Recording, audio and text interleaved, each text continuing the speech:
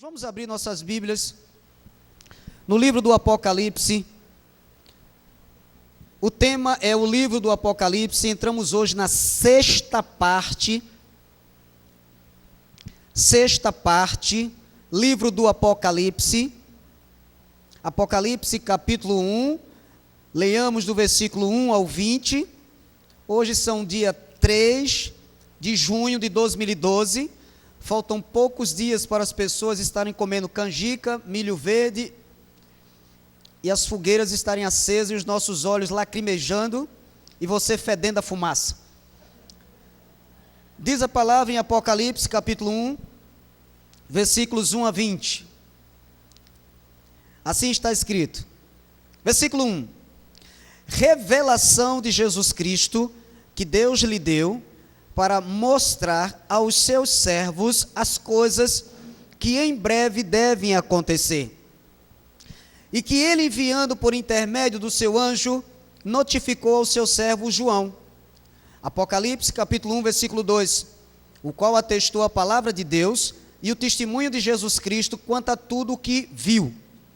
Bem-aventurados aqueles que leem e aqueles que ouvem as palavras da profecia e guardam as coisas nela escritas, pois o tempo está próximo. Olha, nós vamos estudar esta expressão aqui, o tempo está próximo.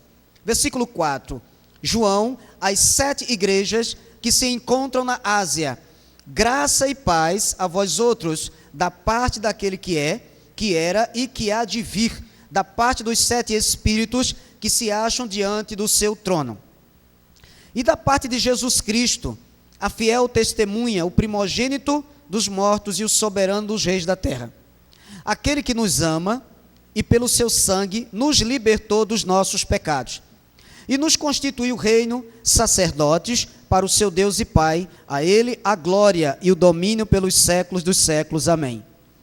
Eis que vem com as nuvens e todo olho verá, até quantos o transpassaram. E todas as tribos da terra se lamentarão sobre ele certamente. Amém. Eu sou o Alfa e o Ômega, diz o Senhor Deus, aquele que é, que era e que há de vir, o Todo-Poderoso. Eu, João, irmão vosso e companheiro na tribulação, no reino e na perseverança em Jesus, achei-me na ilha chamada Pátimos, por causa da palavra de Deus e do testemunho de Jesus. Achei-me em espírito no dia do Senhor, e ouvi por detrás de mim grande voz como de trombeta, dizendo: o que vês, escreve em livro e manda às 7 igrejas: Éfeso, Esmirna, Pérgamo, Tiatira, Sardes, Filadélfia e Laodiceia. Voltei-me para ver quem falava comigo, e voltado vi 7 candeeiros de ouro. E no meio dos candeeiros, um semelhante a filho de homem, com vestes talares e cingido à altura do peito, com uma cinta de ouro. A sua cabeça e cabelos eram brancos como a alva lã, como neve, os olhos como chama de fogo. Os pés semelhantes ao bronze polido, como que refinado numa fornalha, a voz como voz de muitas águas. Tinha na mão direita 7 estrelas, e da boca saía-lhe uma afiada espada de 2 gumes. O seu rosto brilhava como o sol na sua força. Quando o vi, caí a seus pés como morto. Porém, ele pôs sobre mim a mão direita, dizendo: não temas, eu sou o primeiro e o último. E aquele que vive, estive morto, mas eis que estou vivo pelos séculos dos séculos, e tenho as chaves da morte e do inferno. Escreve, pois, as coisas que viste, e as que são, e as que hão de acontecer depois destas. Quanto ao mistério das 7 estrelas que viste, na minha mão direita, e aos 7 candeeiros de ouro, as 7 estrelas são os anjos das 7 igrejas, e os 7 candeeiros são as 7 igrejas. Digam amém, meus irmãos. Meus queridos e amados irmãos, o grande pregador reformado João Calvino afirmou certa vez que o púlpito, esse que agora minha Bíblia está aberta, deve ser o trono de onde Deus governa seu povo. Infelizmente, a grande maioria dos púlpitos anda vazios de mensagens inspiradas por Deus. O povo tem recebido, irmãos, palha seca ao invés de pastos verdejantes, veneno ao invés de pão do céu. Há fome em muitos lugares, com placa de igreja e com nome de igreja. O resultado disso, irmãos, são pessoas sem conhecimento da verdade, igrejas mortas, sem vida, um povo sem conhecer o que diz a verdade do Senhor. Um dia perguntaram ao grande pregador batista, Charles Spurgeon, qual o segredo da grande pregação?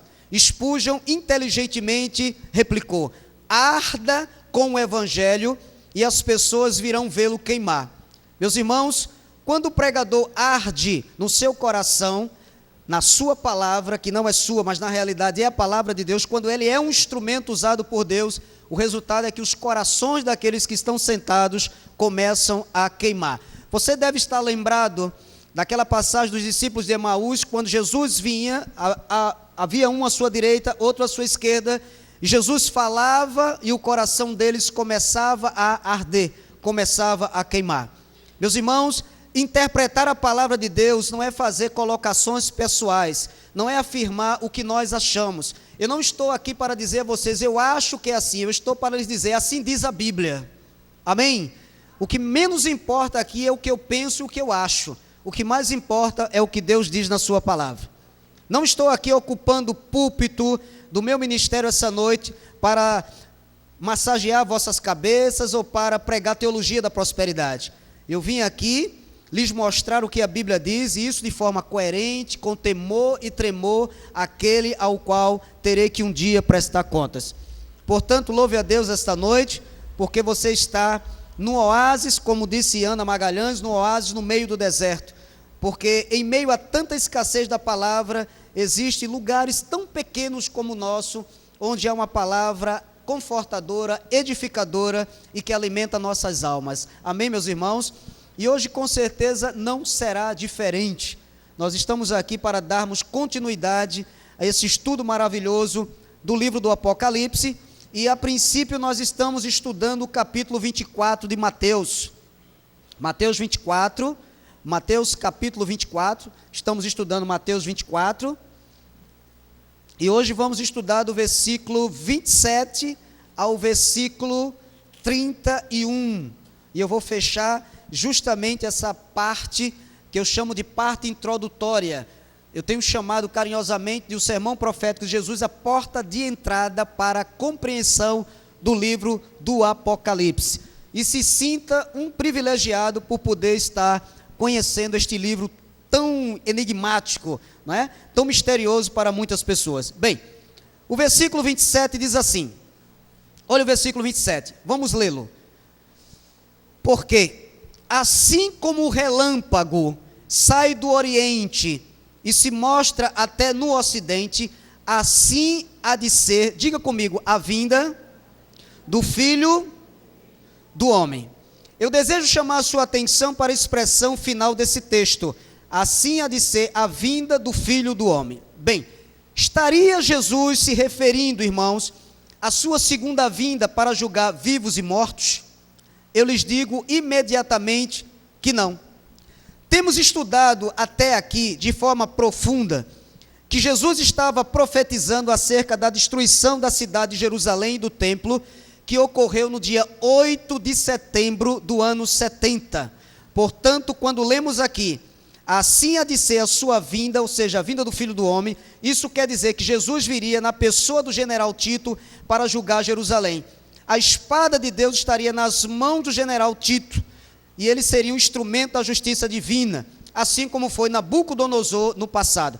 Abra sua Bíblia para uma maior compreensão no livro do profeta Ezequiel, Ezequiel capítulo 30, vamos ler juntos os versículos 25 e 26, Ezequiel 30, versículos 25 e 26, nós precisamos compreender a linguagem simbólica, figurada, usada pela palavra de Deus. Ezequiel 30, 25 e 26. Diz a palavra do Senhor: levantarei os braços do rei da Babilônia, mas os braços de Faraó cairão, e saberão que eu sou o Senhor, quando eu puser a minha espada na mão do rei da Babilônia, e ele a estender contra a terra do Egito. Bem, olhe um pouco para o altar da igreja. Meus irmãos, eu não posso entender esse texto literalmente e achar que Deus vai pegar uma espada, descer e entregar essa espada, ou entregou no passado, nas mãos do rei Nabucodonosor da Babilônia para ferir o Egito. É claro, é óbvio que isto é uma linguagem figurativa para expressar juízo. Então Deus disse: eu vou castigar o Egito, mas eu farei isto por mão de Nabucodonosor, colocarei a minha espada nas mãos dele. Olha o versículo seguinte: espalharei os egípcios entre as nações e os derramarei pelas terras, assim saberão que eu sou o Senhor. Mateus 23, Mateus capítulo 23, aí está a grande dificuldade para as pessoas compreenderem o Apocalipse. É como ontem um jovem falava comigo, disse: pastor, como é que eu posso entender essa linguagem, dragão, besta? Amado, isso é uma linguagem figurativa, para expressar alguma coisa. Mateus 23, vamos ler dos versículos 32 a 36. Mateus 23, versículos 32 a 36, diz assim: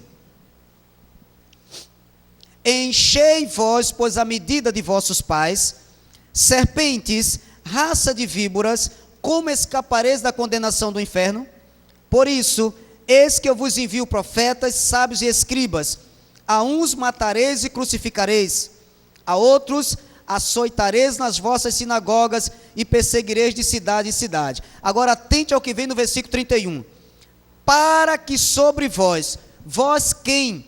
Os judeus daquela época, aqueles que mataram os profetas, que perseguiram os apóstolos, que mataram o Filho de Deus, para que sobre vós recaia todo o sangue justo, derramado sobre a terra, desde o sangue do justo Abel, até o sangue de Zacarias, filho de Baraquias, a quem matastes entre o santuário e o altar.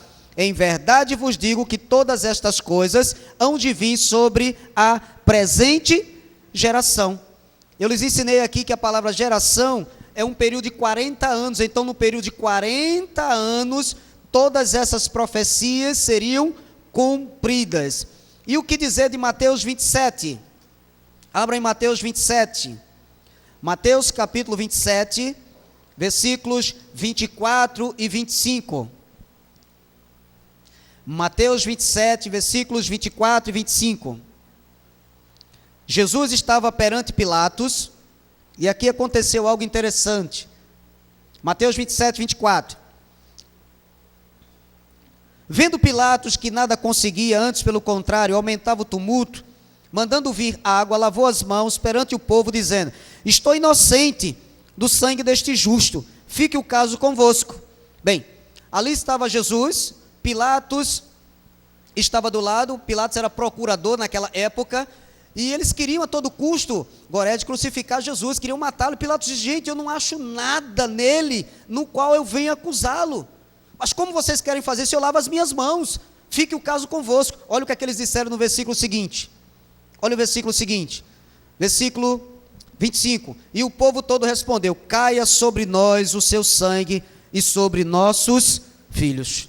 Isso aqui aconteceu, queridos, no dia 8 de setembro do ano 70, quando o general Tito, com as suas hostes romanas, sitiou a cidade de Jerusalém e destruiu junto com o seu templo. A ira de Deus foi derramada sobre aqueles que mataram o Filho de Deus, mataram os profetas. Aquela geração perversa e má, toda ela foi destruída, toda ela sem exceção, e Jesus já vinha profetizando sobre isso. Portanto, concluímos que Mateus 24, versículo 27, a expressão, assim há de ser a vinda do Filho do Homem, é uma linguagem metafórica, é uma linguagem totalmente figurada, para comparar que a vinda de Cristo em juízo sobre Jerusalém seria repentina, seria como um relâmpago, saindo do Oriente, se mostrando até o Ocidente. Tito atacou Jerusalém, segundo o historiador Flávio Joséfo, de forma repentina. Ninguém esperava um ataque tão súbito. Imediatamente ele veio e aconteceu. Então esta era a linguagem usada. E o que podemos dizer do versículo 28 de Mateus? Mateus 24, 28. que podemos dizer desse versículo? Mateus capítulo 24, versículo 28. Diz assim: onde estiver o cadáver, aí se ajuntarão os abutres. Qual o significado, pastor, dessa expressão? Meus queridos e amados irmãos, em Cristo Jesus, no tempo de Jesus havia um provérbio muito popular que dizia assim: aonde houver motivo para julgamento, aí haverá julgamento. Pastor, onde é que a gente encontra isso? Basta que você pegue qualquer comentário bíblico do Novo Testamento, traduzido do grego para o português, e lá esse texto estará interpretado dessa forma corretamente. Isso é um adágio popular. Agora, há uma coisa muito interessante e profética aqui. Venha comigo em Oséias, capítulo 8, porque há uma profecia também aqui, muito interessante. Oséias, depois do profeta Daniel, capítulo 8, versículo 1, aonde existir motivo para julgamento, aí haverá julgamento. Era um adágio popular muito conhecido. Agora veja o que diz Oséias, capítulo 8, versículo 1. Oséias 8, 1, marque na sua Bíblia. Isso é profecia bíblica que nós estamos interpretando. Oséias 8, 1. Emboca a trombeta, ele vem como a águia contra a casa do Senhor, porque transgrediram a minha aliança e se rebelaram contra a minha lei. Aqueles que gostam muito da história, principalmente história geral, história do Império Romano, já devem ter lido em alguma parte da história que as insígnias romanas que eram gravadas nos escudos e estandartes do exército romano eram uma águia. E a águia era o símbolo, e ainda é o símbolo das grandes nações. A águia era o símbolo de Roma, era o símbolo da Alemanha, é o símbolo dos Estados Unidos. Então a águia é o símbolo de grandes nações, de grandes potências. Neste caso aqui, Jerusalém e os judeus seriam os cadáveres que atrairiam as águias, porque o abutre, a palavra usada por Jesus ali, abutres, é um tipo de águia. Então os abutres eram as águias que eram Roma. Quando quem já assistiu filmes romanos, eles vinham tocando aqueles tambores, o exército vinha na frente, os estandartes, as suas insígnias tinham a águia. Então a águia, o abutre, vinha contra os cadáveres, que era Jerusalém e os seus moradores. Então essa é a interpretação correta deste versículo aqui. Você pode dizer amém, meu irmão? E o que dizer, pastor, do versículo 29 de Mateus 24? Põe os olhos nele. Estamos a examinar versículo por versículo. Eu considero este o mais complexo de todos. Este eu vou querer uma atenção especial de todos. Versículo 29 de Mateus 24 diz assim: logo em seguida, a tribulação daqueles dias. Que dias? Aqueles dias em que o exército romano viesse, sitiasse Jerusalém e a devastasse. Logo em seguida, a tribulação daqueles dias. Bem, agora olha a linguagem que vem. O sol escurecerá, a lua não dará sua claridade, as estrelas cairão do firmamento e os poderes dos céus, diga comigo, serão abalados. Tem alguém aqui fazendo faculdade? Tem alguém fazendo faculdade? Ô querida, me diga uma coisa, o sol é uma estrela de quinta grandeza, é isso? Ou eu estou errado? Tá certo, gente? Quem se lembra? É quinta grandeza? Quinta grandeza. Então o Sol é uma estrela de quinta grandeza. O Sol é maior do que a Terra? É isso, irmãos? É maior do que a Terra. Há estrelas que são maiores do que a Terra? Tem. Bem, eu tenho um problema aqui, porque se eu for pegar esse texto e tentar interpretá-lo literalmente, o que quer dizer literalmente, como ele está aqui, então nós arrumamos um grande problema, irmãos. Porque eu vou ter que acreditar que um dia as estrelas vão cair dos céus, o firmamento será abalado, e Deus vai destruir tudo. Eu já mostrei aqui com Bíblia nas mãos que o mundo não vai se acabar. E agora? Então nós temos que interpretar a linguagem figurada que está aqui.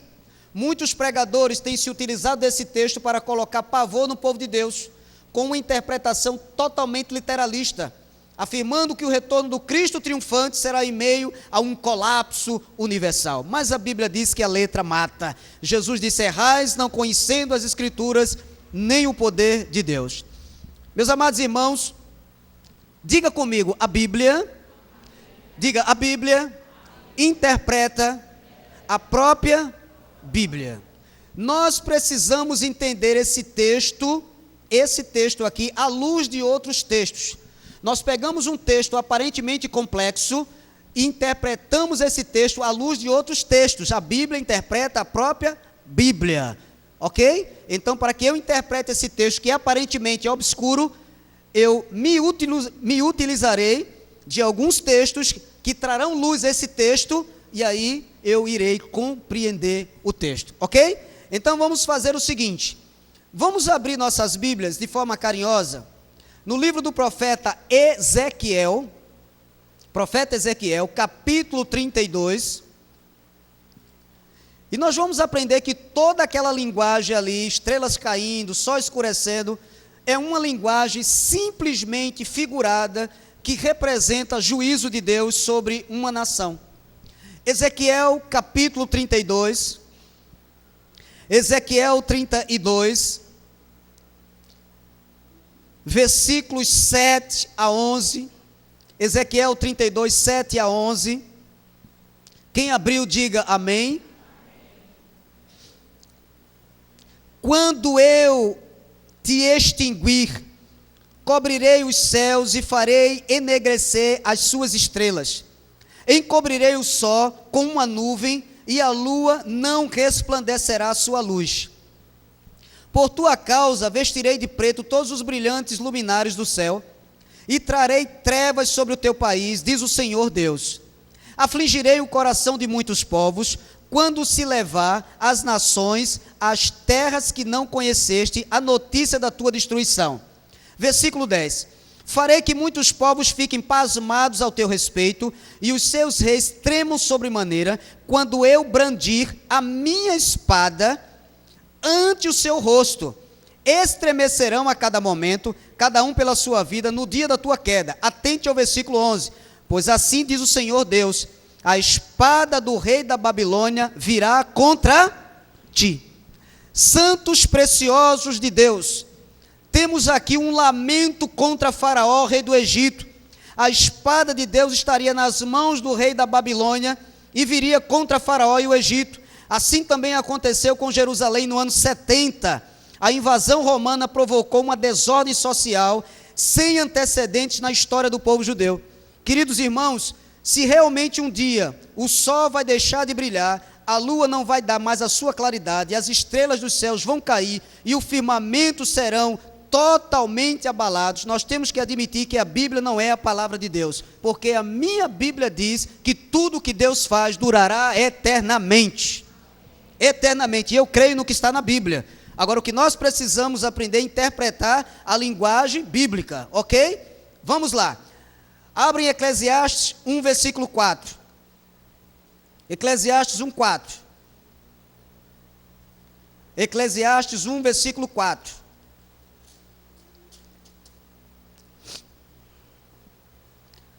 livro de Eclesiastes, você tem Salmos, Provérbios e Eclesiastes. 1, versículo 4. Geração vai e geração vem, mas a terra fica até segunda-feira. Ah, desculpa, é o óculos. Até quarta. Ela fica até quando, irmãos? Permanece para sempre. Ora, se a terra permanece para sempre, como é que eu vou tentar interpretar esta passagem de forma literal? Eclesiastes 13, 14. Eclesiastes 3,14, marca aí na sua Bíblia, por favor.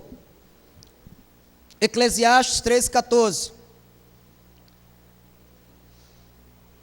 Eclesiastes 3,14. Sei que tudo quanto Deus faz dura alguns dias. Sei que tudo quanto Deus faz durará eternamente. Diga eternamente. Nada se lhe pode acrescentar e nada lhe tirar. E isto faz Deus para que os homens temam diante dele. Meu amado irmão, a Bíblia, a palavra de Deus diz que tudo que Deus faz durará eternamente. Amém? Pastor Antônio José, isso é profundo. Se o mundo não vai acabar, então o que é que Deus vai fazer com toda essa situação? Miséria, morte, crimes, estupros, sequestros, com tudo isso. Apocalipse capítulo 21.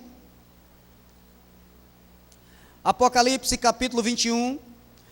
Leia comigo, por favor. Apocalipse 21, versículos de 1 a 5. Apocalipse capítulo 21, versículos de 1 a 5. Abra a sua Bíblia em Apocalipse 21, versículos de 1 a 5. Diz assim a palavra: Vi novo céu e nova terra, pois o primeiro céu e a primeira terra passaram e o mar já não existe. Mar na Bíblia quer dizer agitação. Ele não está dizendo que o mar não vai existir mais, ele está dizendo que toda agitação que está hoje sobre o mundo vai deixar de existir. Amém. Vi também a cidade santa, a nova Jerusalém. Meus irmãos, vamos estudar isso. A nova Jerusalém, viu? Que descia do céu da parte de Deus, ataviada como noiva adornada para o seu esposo. Então ouvi grande voz vinda do trono dizendo: Eis o tabernáculo de Deus com os homens. Deus habitará com eles, eles serão povos de Deus e Deus mesmo estará com eles. E lhes enxugará dos olhos toda lágrima. Agora, e a morte já não existirá, já não haverá luto, nem pranto, nem dor, porque as primeiras coisas passaram. E aquele que está sentado no trono disse: Eis que faço novas todas as coisas. E acrescentou: Escreve, porque estas palavras são fiéis e verdadeiras. Amém, queridos? Você sabe o que é que Deus vai fazer com esta terra? O que Paulo disse em Romanos 8, vamos lá. Olha o que é que Deus vai fazer com ela. Romanos 8, versículo 18, abra a sua Bíblia. Romanos 8, 18. Eis o que é que vai acontecer. Por isso que eu lhes digo, estamos no mês de junho, disseram que o mundo se acaba em dezembro. Eu disse que não se acaba, porque a Bíblia diz que não acaba. Junho, julho, agosto, setembro, outubro, novembro, dezembro, tome churrasco. Romanos 8, 18. Eu vi alguém dizendo oba. Romanos 8, 18. Porque para mim tenho por certo que os sofrimentos do tempo presente não podem ser comparados com a glória a ser revelada em nós. Meu amado, você está sofrendo, pastor, está difícil. Está difícil? Está difícil? Olha o que diz a palavra: o que tu passas agora não é comparado com a glória que vai ser revelada em vós, querido. Isso não é nada. Versículo 19, a ardente expectativa da criação aguarda a revelação dos filhos de Deus. João disse isso na sua epístola. Ainda não se manifestou o que havemos de ser. A ardente expectativa da criação aguarda a revelação dos filhos de Deus. Você sabe o que é que Paulo está dizendo? Que toda a criação está na expectativa daquilo que vai acontecer conosco, com os filhos de Deus.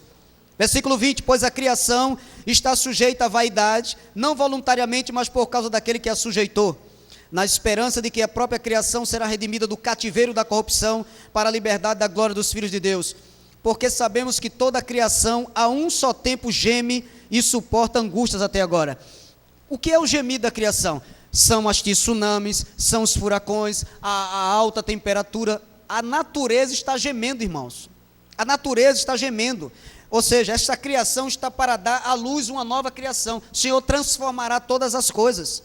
Versículo 23, e não somente ela, ou seja, não somente a natureza, mas também nós, que temos as primícias do Espírito, igualmente gememos em nosso íntimo, aguardando a adoção de filhos, a redenção do nosso corpo, porque na esperança fomos salvos. Ora, esperança que se vê não é esperança, pois o que alguém vê, como espera?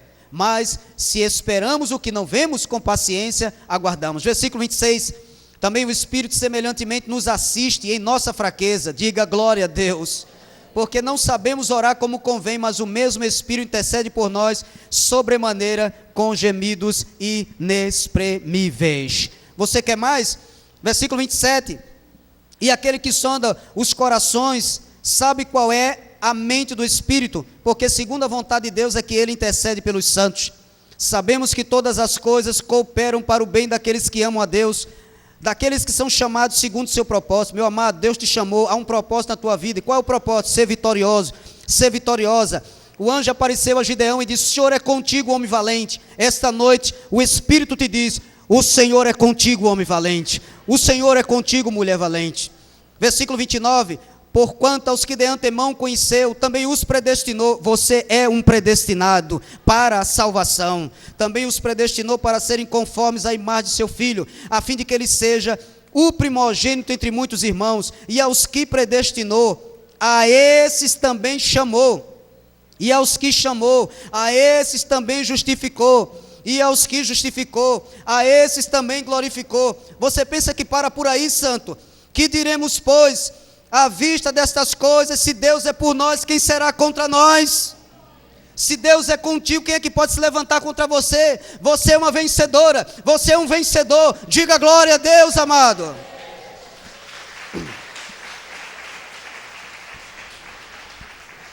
Versículo 32, aquele que não poupou o seu próprio filho, antes por todos nós o entregou, porventura não nos dará graciosamente com ele todas as coisas? Quem tentará acusação contra os eleitos de Deus? É Deus quem os justifica. Quem é que pode se levantar contra a crente e ficar de pé, meu amado? Quem os condenará? É Cristo Jesus quem morreu, ou antes quem ressuscitou, o qual está à direita de Deus e também intercede por nós. Quem nos separará do amor de Cristo? Será tribulação, ou angústia, ou perseguição, ou fome, ou nudez, ou perigo, ou espada? Como está escrito: por amor de ti somos entregues à morte o dia todo. Fomos considerados como ovelhas para o matadouro. Em todas estas coisas, porém, somos mais que vencedores, por meio daquele que nos amou, porque eu estou bem certo eu estou, querido, de que nem a morte, nem a vida, nem os santos, nem os principados, nem as coisas do presente, nem do porvir, nem os poderes, nem a altura, nem a profundidade, nem qualquer outra criatura poderá separar-nos do amor de Deus que está em Cristo Jesus, nosso Senhor. Se és crente, ficar em casa, Deus vai te buscar. Ninguém pode se separar do amor dele, amado. Dívida, crise, enfermidade, absolutamente nada. Esse é o Deus da Bíblia, o Deus que te ama, um Deus que fez uma obra gigantesca. Jesus morreu naquela cruz para te salvar. Tu és um salvo, o maligno não te pode tocar. Trabalho de macumba, feitiçaria, seja o que for, amado, não temas. Tu estás guardado pelo poder de Deus.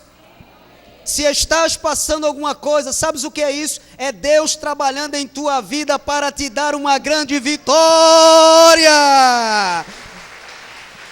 Diga glória a Deus.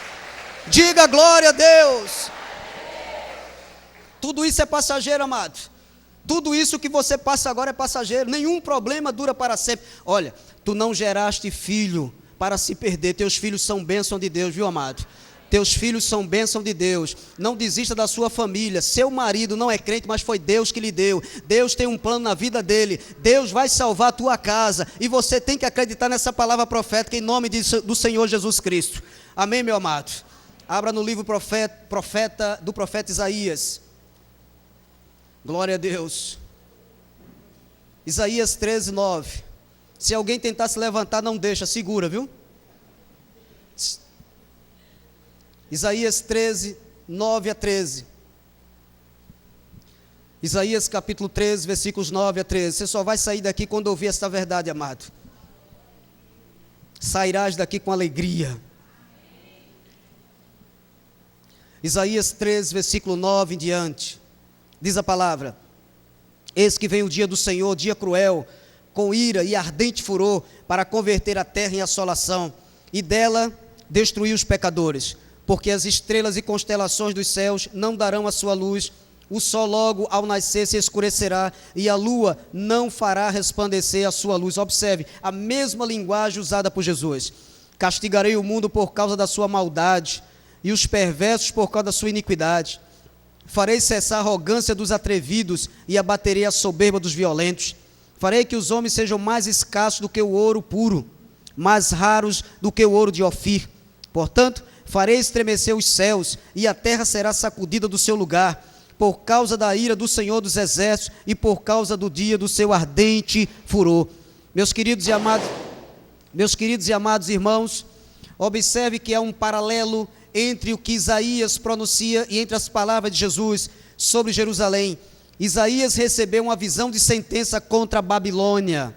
Veja Isaías 34, versículo 4. Isaías 34, 4. Estas são linguagens figuradas para expressar Deus vindo de juízo sobre uma nação.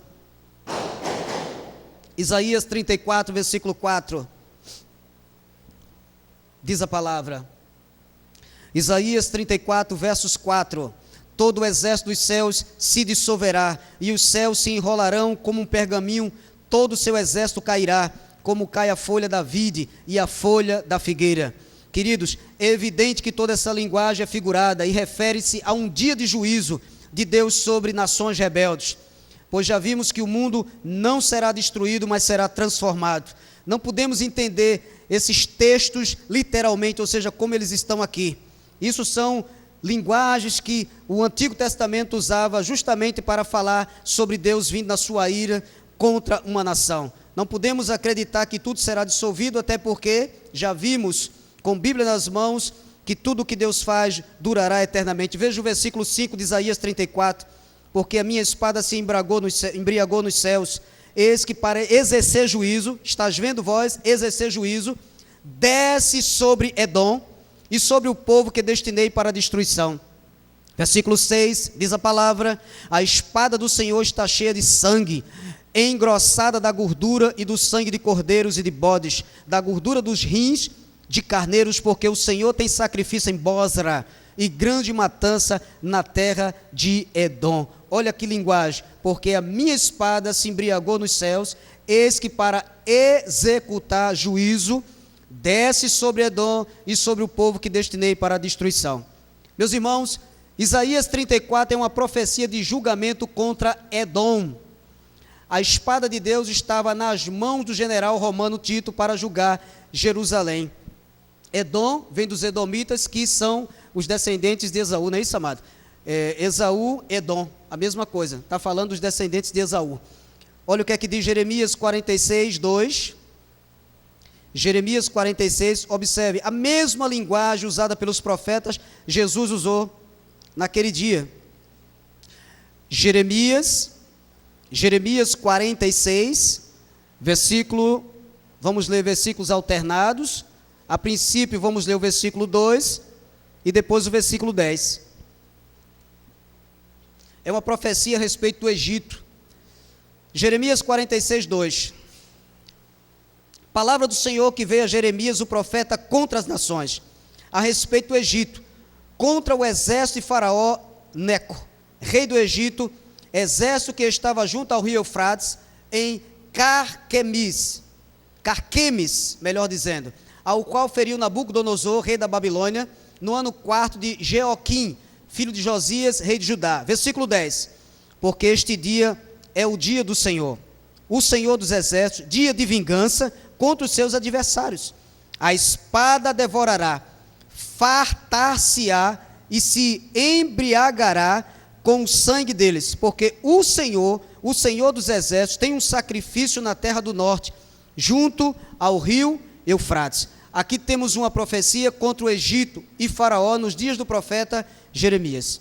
Então concluímos, irmãos, que em Mateus 24, versículo 29, Jesus não estava falando de nenhuma destruição universal, como alguns pregadores têm falado, do fim do mundo na realidade, mas ele falara do juízo que iria cair sobre a cidade de Jerusalém e do templo. E o que dizer do versículo 30, pastor? De Mateus 24, vamos lá. Mateus 24, versículo 30. Você está marcando aí na sua Bíblia, querido? Mateus 24, 30, diz assim. Mateus 24, 30. Então aparecerá no céu o sinal do Filho do Homem. Todos os povos da terra se lamentarão e verão o Filho do Homem vindo sobre as nuvens do céu com poder, e diga comigo, com poder e muita glória. Bem, antes de tecer qualquer comentário sobre esse texto, vamos ler um texto paralelo a este aqui. Apocalipse 1, versículo 7. Apocalipse 1, 7. Vamos ler um texto paralelo a este, antes de tecer qualquer comentário. Apocalipse 1, versículo 7. Diz assim, Apocalipse 1:7. Eis que vem com as nuvens, e todo olho verá, até quantos o traspassaram, e todas as tribos da terra se lamentarão sobre ele, certamente. Amém. Observe a semelhança que existe entre Apocalipse capítulo 1, versículo 7, e Mateus 24, versículo 30. Agora, veja o que diz Daniel 7:13. Daniel 7, versículos 13 e 14. Daniel 7, 13 e 14. E vamos entender o que é que Jesus estava dizendo. Daniel 7, 13 e 14. Daniel 7, 13. Diz assim, se é a visão de Daniel.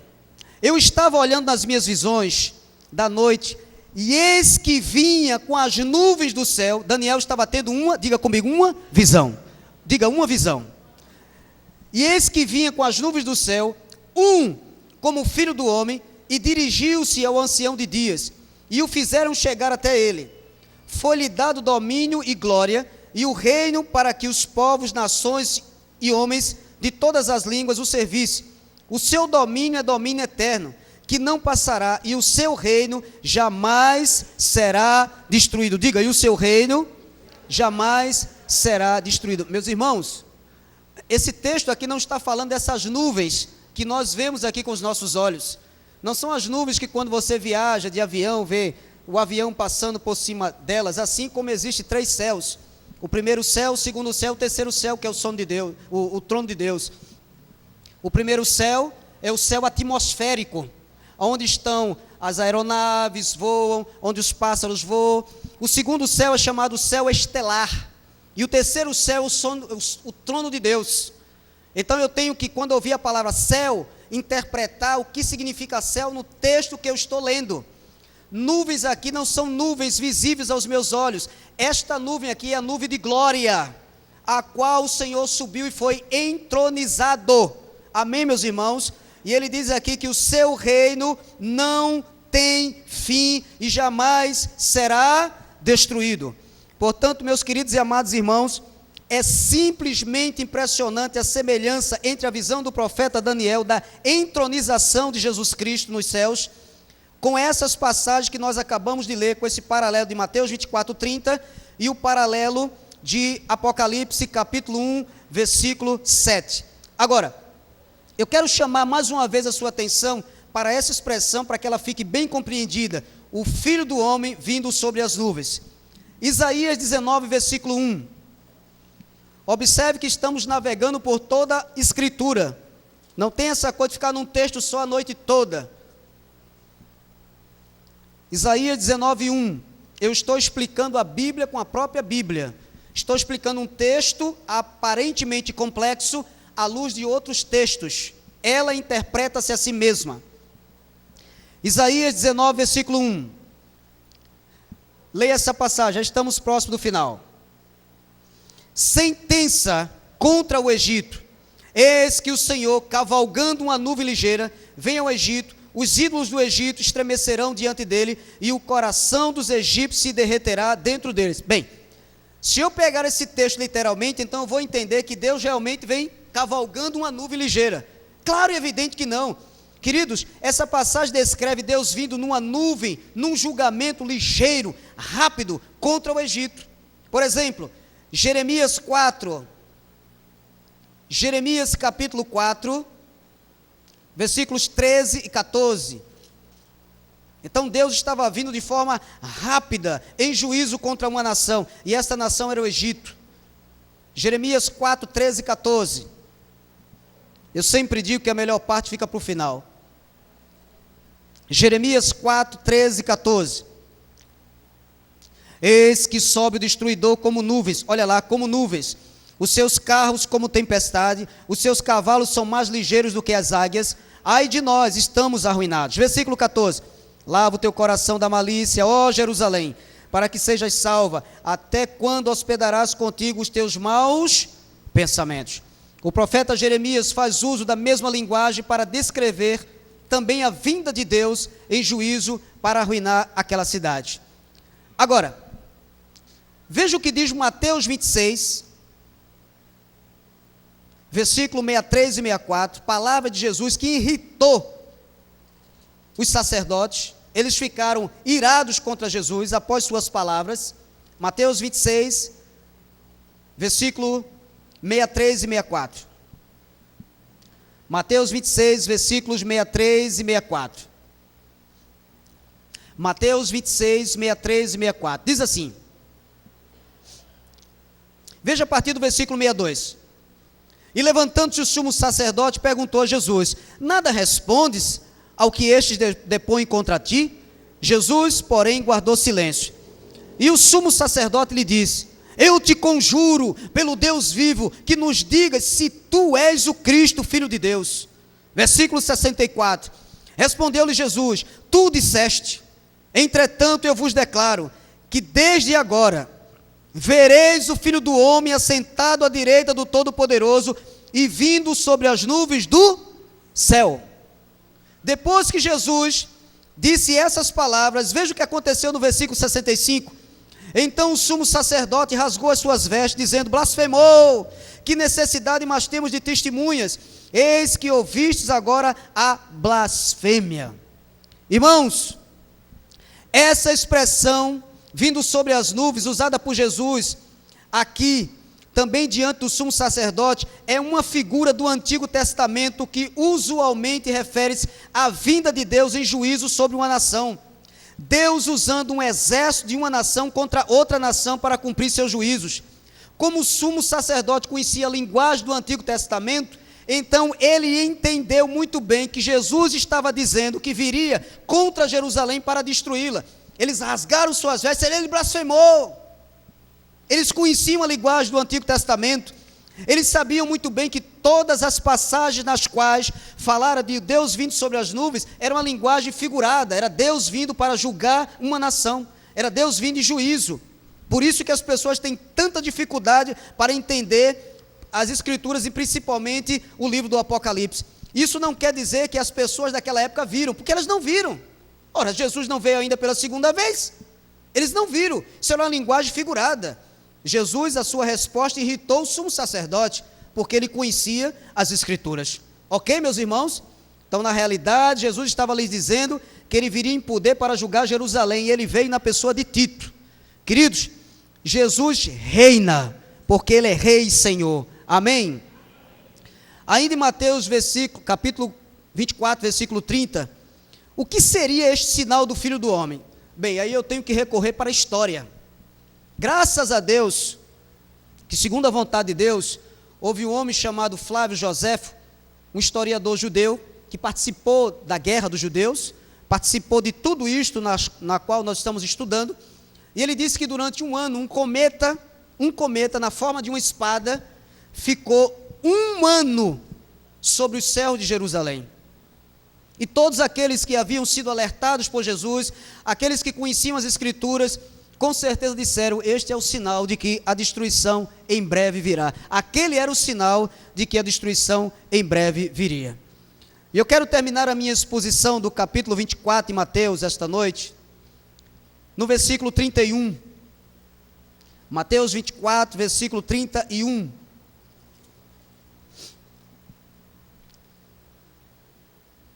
Este é um dos versículos mais interessantes desse capítulo 24. Versículo 31, que diz assim: e ele enviará os seus anjos, com grande clangor de trombeta, os quais reunirão os seus escolhidos, dos quatro ventos, de uma a outra extremidade dos céus. O que na realidade Jesus estava querendo dizer aqui? Meus queridos e amados irmãos, a palavra traduzida aqui nesse texto por anjos, pode ser traduzida por mensageiros, que do grego é angelos. Abre em Apocalipse 14, 6. Apocalipse 14, 6. Angelos, mensageiros. Apocalipse 14, versículo 6. Abra sua Bíblia. Em Apocalipse 14, 6. Apocalipse 14, versículo 6. Diz assim: vi outro anjo voando pelo meio do céu, tendo um evangelho eterno para pregar aos que se assentam sobre a terra, e a cada nação e tribo e língua e povo. Amém, meus irmãos? Ora, quem estuda as Escrituras sabe que a pregação do evangelho nunca foi e nunca será missão de nenhum ser angelical. Pastor, isso é simplesmente maravilhoso. Meus irmãos, Deus não escolheu anjos para pregar a palavra, não esses anjos celestiais. Bem, como é que nós podemos ter a certeza disso? Se você abrir sua Bíblia em 2 de Pedro 1, 2 de Pedro capítulo 1, versículo 12, 1 de Pedro, 1 de Pedro capítulo 1, versículo 12, 1 de Pedro capítulo 1, versículo 12, vamos entender o que significa anjos aqui, angelos do grego, 1 de Pedro 1, versículo 12, leia comigo, diz assim: a eles foi revelado, que não para si mesmos, mas para vós outros, ministravam as coisas que agora vos foram anunciadas por aqueles que pelo Espírito Santo enviado do céu, vos pregaram, diga comigo, o Evangelho. Ele está falando dos apóstolos. Agora, olha o que vem em seguida, filha. Coisas que anjos anelam prescrutar. O que é que significa a palavra prescrutar? Ou melhor dizendo, o que é que significa anelar? É o mesmo que desejar. Os anjos nos céus desejam ouvir o que eu estou agora pregando para vocês. Há uma passagem no livro de Eclesiastes que diz que eles sempre estão nas congregações onde a palavra é pregada. Por isso que eu digo aqui, meu amado, aqui não tem ninguém caindo com pomba gira, nem pomba preta, nem pomba branca. Porque aqui, em algum espaço desse, não consigo ver, mas eu creio que tem um anjo neste lugar. Amém, meus irmãos? É anjo que tem aqui. Anjos, seres espirituais que guardam a igreja de Jesus Cristo. Então Pedro diz que os anjos no céu anelam, desejam prescrutar o evangelho pregado pelos homens escolhidos por Deus. Então o livro do Apocalipse diz que o anjo, em algumas passagens do Apocalipse está escrito, ao anjo da igreja escreve. Esse anjo são os pastores da igreja. Ouça rapidamente o que Paulo disse aos Gálatas, Gálatas 4, 19, Gálatas 4, versículo 19, Gálatas 4, 14, Gálatas capítulo 4, versículo 14. Então, pregar o evangelho não é missão de anjo, amado. Gálatas 4, versículo 14. Disse o apóstolo Paulo, nosso apóstolo, Gálatas 4, 14. E posto que a minha enfermidade na carne vos foi uma tentação, contudo, não me revelaste desprezo, nem desgosto, antes me recebestes como a anjo de Deus, como o próprio Cristo Jesus. Amém, meus queridos? Então, olha que coisa tremenda. Paulo disse, vocês me receberam como um anjo de Deus. Quero chamar a sua atenção, meu amado, para a expressão com grande clangor de trombeta. Porque lá Jesus disse que enviaria os seus anjos com grande clangor de trombeta. Você sabe o que é que eu estou fazendo aqui essa noite? Você sabe o que é que eu estou fazendo aqui esta noite? Eu estou tocando uma trombeta. Você sabia disso? 1 de Coríntios 14, versículo 8. Grande clangor de trombeta. 1 de Coríntios 14, 8. Diz a palavra. O pessoal está comemorando a vitória do México. 1 de Coríntios 14, 8. Diz a palavra do Senhor. 1 de Coríntios 14, 8. Pois também se a trombeta der som incerto, quem se preparará para a batalha? Meus amados irmãos, a pregação do Evangelho eterno de Deus corresponde ao tocar de uma trombeta de sonido certo. E o que é que acontece quando o anjo da igreja, o pastor, prega a palavra segundo o coração de Deus, segundo o que está na Bíblia? Os eleitos de Deus se ajuntam. Amém, meus irmãos? Jesus disse, as minhas ovelhas ouvem a minha voz, eu as conheço e elas me seguem. Muitos de vocês estavam dispersos, mortos em delitos e pecados, ouviram o som da trombeta e foram reunidos. Quando o evangelho é tocado, o povo de Deus se reúne. Deus chama pecadores por meio da pregação do evangelho. É assim que ele nos chamou. E eu termino a minha homilia lhe dizendo: na cidade de Olinda, num bairro chamado Salgadinho, não sei por que Salgadinho, por favor, disseram porque tinha uma salina aí, eu não sei se é verdade. Um lugar simples, com muitas carências, dificuldades, drogas, alcoolismo. Uma porta foi aberta, amados, e essa porta foi aberta por Deus para a pregação do evangelho da graça de Deus.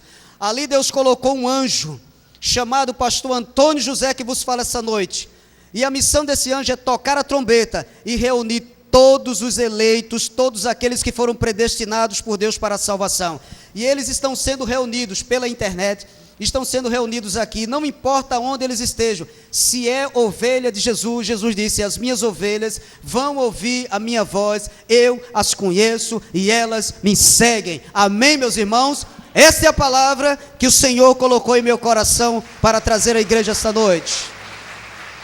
Diga glória a Deus. Diga mais uma vez glórias a Deus. Amém.